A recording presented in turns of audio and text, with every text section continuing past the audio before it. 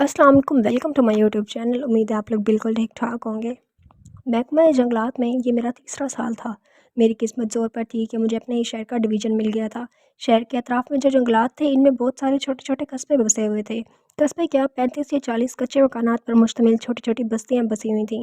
जंगलात करीब होने की वजह से जंगली जानवर और परिंदे दरिंदे और शेर चीते और भेड़िया भी शामिल थे, अक्सर बस्तियों में आ जाया करते थे। आसपास के खेतों में पनाह ले लेते और बस्ती वालों को नुकसान पहुंचाते।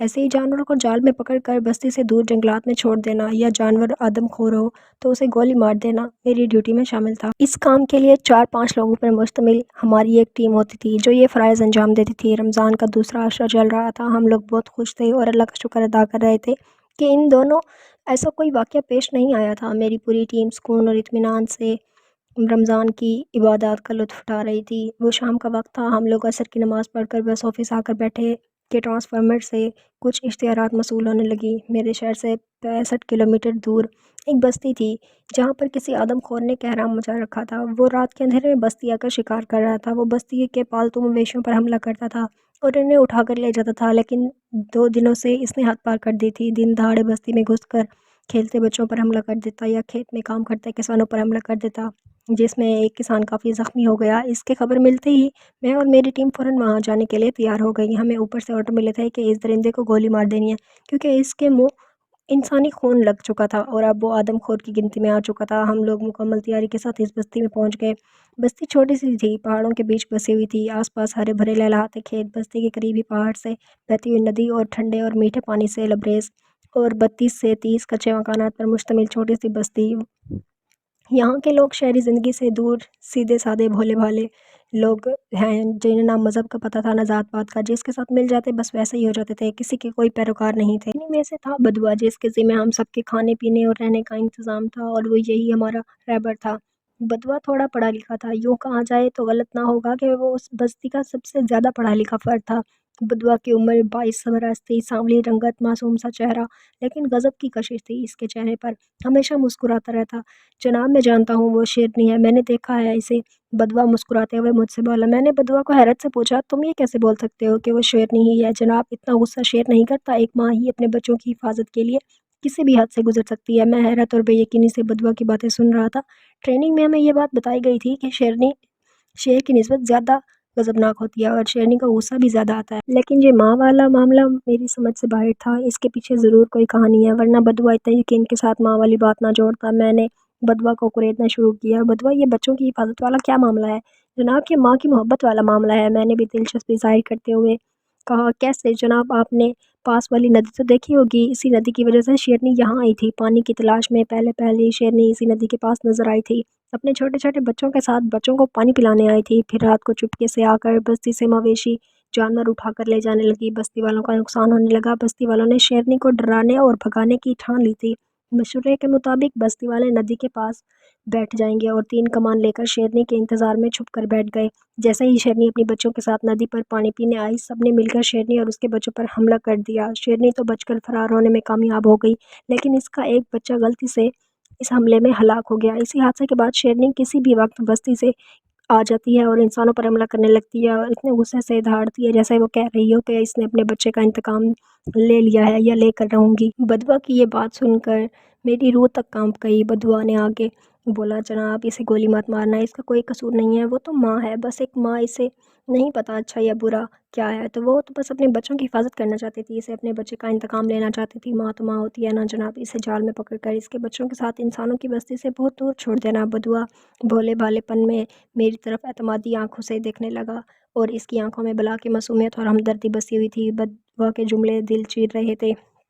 इसके भोले-भाले बेगौर एहसासात कितने अच्छे और ऊँचे में आला मयार के थे, लेकिन इसके भोले-भाले एहसासात और आला मयार की हमदर्दियाँ और मासूम जज़्बात की कानून और इंसाफ़ के पास कोई कीमत नहीं थी। वो गरीब, वो भोला-भाला सा इंसान क्या जाने मैं अपने फ़र्ज़ के आगे कितना मजबूर था। वो ये नहीं जानता था कि ऊपर से मिले अहकामात में किसी हाल में भी नहीं टाल सकता था। मेरी इंसानियत और जज़्बात इस छोटी-सी नौकरी और इससे मिलने वाली छोटी-सी तनख्वाह के नीचे दफ़न थे।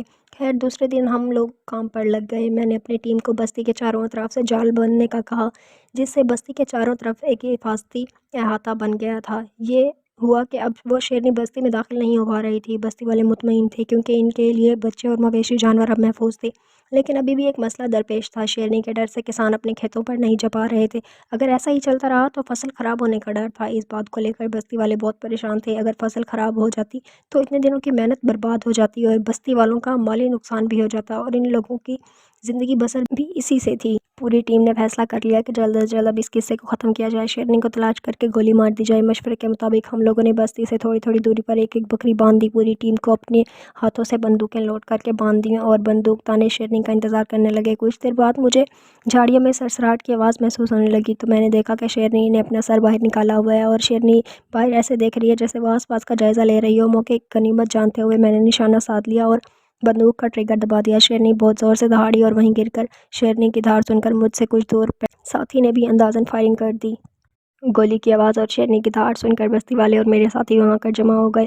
اس کے بعد ہم لوگوں نے جو منظر دیکھا، ہم سبھی کی روح کانپ کر رہ گئی۔ شیرنی کی دھاڑ سن کر اس کے چھوٹے چھوٹے بچے بھی اپنی ماں کے پاس آ کر جمع ہو گئے اور وہ اپنی ماں کو ہلا ہلا کر اٹھانے کی کوشش کرنے لگے۔ منظر دیکھ کر وہیں کھڑے ہر شخص کی آنکھیں نم ہو گئیں اور بدوا کو تو سسکیاں بھر کر رونے لگا۔ میں نے اسے اپنے ساتھیوں سے کہا کہ شیرنی اور اس کے بچوں کو پنجرے والی گاڑی میں ڈلواؤ، اور بدوا سے بولا چلو میرے ساتھ اس شیرنی کو کہیں دفن کر کے آئیں، اس کے ساتھ جو بچے ہیں جنگل میں چھوڑ دیں گے۔ بدوا غصے اور ناراضگی سے میری طرف دیکھتے ہوئے بولا ٹھیک ہے جناب، جیسا آپ کہیں۔ میں اور بدوا بستی سے دور نکل آئی۔ گھنے جنگلات کا سلسلہ شروع ہو چکا تھا۔ میں نے ایک جگہ گاڑی روک دی اور نیچے اتر آیا۔ بدوا بھی اداسی کے ساتھ نیچے اتر آیا۔ جلدی کرو بدوا، اب ہمارے پاس وقت کم ہے۔ ہم نے مل کر شیرنی اور اس کے بچوں کو جلدی جلدی گاڑی سے اتار دیا۔ چلو بدوا جلدی سے گاڑی میں بیٹھ جاؤ، کہتے ہوئے میں نے بدوا کو گاڑی کی طرف کھینچتے ہوئے لے آیا اور کہا بدوا آج کر بیٹھ جاؤ۔ میں بھی جلدی سے گاڑی میں آ کے بیٹھ گیا اور گاڑی لاک کر دی۔ بدوا حیرت سے میری طرف دیکھتے ہوئے بولا جناب اس بیچاری کو دفن تو کر دیں۔ میں نے بدوا کو شیرنی کی طرف اشارہ کرتے ہوئے کہا وہاں دیکھو۔ بدوا کی آنکھیں حیرت سے پھٹی کی پھٹی رہ گئی۔ شیرنی میں حرکت پیدا ہو رہی تھی اور پھر اچانک شیرنی اٹھ کر کھڑی ہوئی۔ اس کے بچوں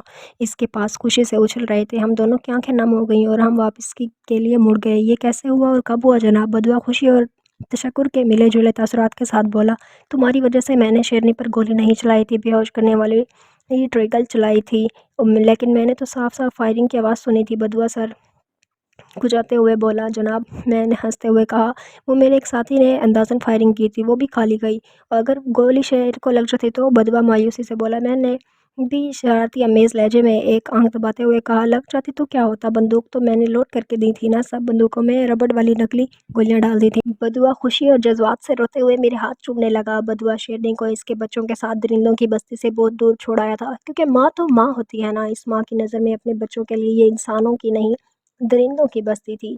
ہم انسانوں کی نظر میں اپنے بچے کے لیے وہ ماں نہیں درندہ تھی۔ ہم دونوں ہی فریق ہیں، اپنی اپنی جگہ صحیح ہیں، لیکن ہر ایک بات کا حل انتقام یا بے رحمی نہیں ہے۔ بچے بھی کسی کے بچے ہوتے ہیں اور ماں تو ماں ہوتی ہے نا، انسانوں کی ہو یا چاہے جانوروں کی۔ بدوا تو سچ میں سب سے زیادہ پڑھا لکھا فرد ہے اس وقت اس بستی میں، تجھے سے ہی یہ انسانیت والا سبق سیکھ کر جا رہا ہوں۔ بہت کتابیں پڑھی لیکن ماں کا پیار، ماں کا مرتبہ تو نے اجاگر کر دیا۔ اگر آج کی یہ ویڈیو آپ کو اچھی لگی ہو تو لائک کر دیں، چینل پہ نئے ہیں تو چینل کو سبسکرائب کر دیں تاکہ میری آنے والی مزید ایسی اچھی ویڈیوز آپ کو ملتی رہیں۔ اپنا بہت سارا خیال رکھیے گا۔ اللہ حافظ۔